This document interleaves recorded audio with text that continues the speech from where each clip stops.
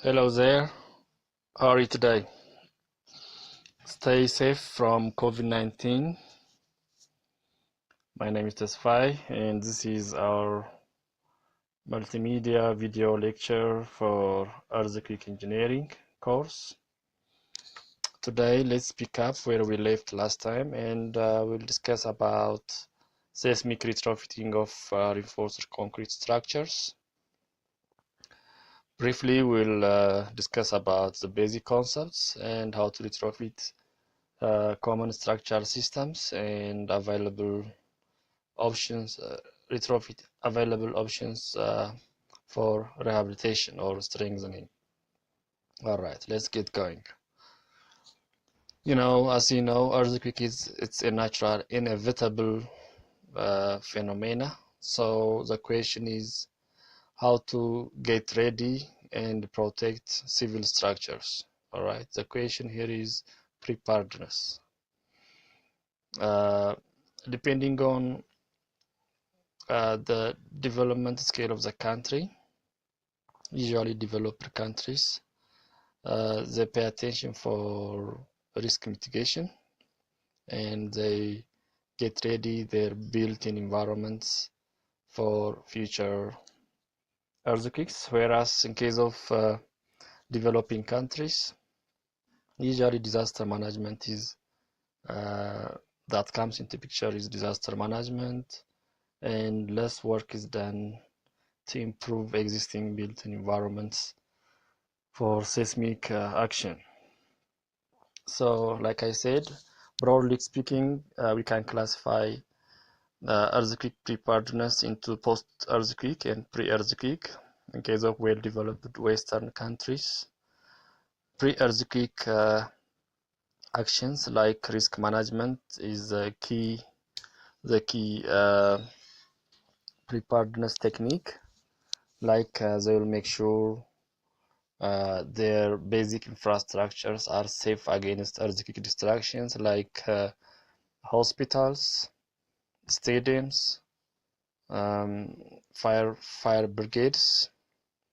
These very important police stations. These very important strategic infrastructures. They are expected to remain functional right after earthquakes. So they will allocate extra resources to make sure their strategic buildings remain safe and functional right after earthquake. That's what we mean risk management. Whereas in case of developing countries like in Ethiopia, we pay attention for disaster management. It has something to do with resource allocation because of limited available resource for the state. Seismic rehabilitation or strengthening is a key solution for safeguarding existing structures against seismic damage or seismic damage. So risk mitigation, it has something to do with seismic rehabilitations. Previous studies indicate like among available existing structures, small number of structures are safe against seismic actions, especially high-rise buildings. They are very safe because earthquake loading is kept in mind when they are originally designed. And at the other end, very small portion of structures they are labeled for demolition. And majority of structures, mid-rise structures, they are like good enough for demolition. So the option is strengthening or retrofitting of structures. Now let's see common structure systems and available retrofitting options. Let's say in Ethiopia context, frame structure is very common. We'll see reinforced concrete frame structures and concrete bridges. Broadly speaking, if we divide high-rise buildings into low-rise, if we divide multi-story structures into low-rise that has a floor level of 1 and 2, they are not very vulnerable for earthquake. Whereas high-rise structures that has having a floor of 10 or 12 and above. These structures, they are safe against earthquake loading because originally when they are designed, earthquake action is kept in mind. So the problem lies for mid-rise buildings. Mid-rise buildings that constitute floors of between 3 to 8. They are mainly liable for inferior material usage, poor design, and construction quality also comes into picture. So mid-rise buildings also they are available in major cities or small cities. You see these buildings that has floor of from 3 to 10. They are available everywhere, and they constitute majority of the buildings. When they are struck by earthquake, they are labeled for pancake mode of collapse. We will see this pancake mode of failure in subsequent slide. And since they are huge in number, failure in mid-rise buildings results in huge human loss and property damage. All right, and they are too good for demolition. So there should be engineering solution how to safeguard and increase their lifetime. In this case, retrofitting, rehabilitation is solution to extend the lifetime of mid-rise buildings. Like I said before, mid-rise buildings, they have insufficient lateral stiffness. They have deficiency in reinforcement detailing. Reinforcement detailing is very important for seismic resistance of earthquake structure, for seismic resistance of a structure. All right, seismic detailing is a key point. Like I said, they are very vulnerable for concrete quality, poor concrete quality, and poor workmanship. So now in this lecture series, we'll see how to retrofit a structure and extend their lifetime. Here we see in the slide we see a picture, failure of bridge structure. It was in 1995 in Northridge, California earthquake. See the structure, the whole bridge structure, it get collapsed due to shear failure. Here you see a bridge column failed by shear. Shear is undesirable mode of failure. Same story here, we see the bridge deck, it failed by shear.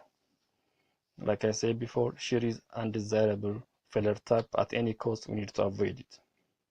Same story over here. We see failure of a column.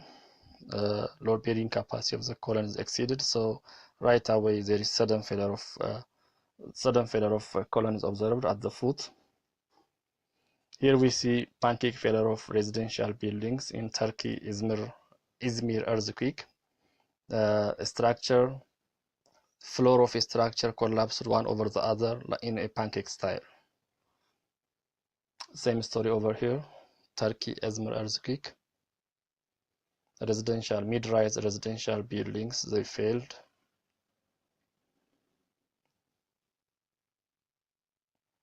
Over here we see oil fuel refinery failure.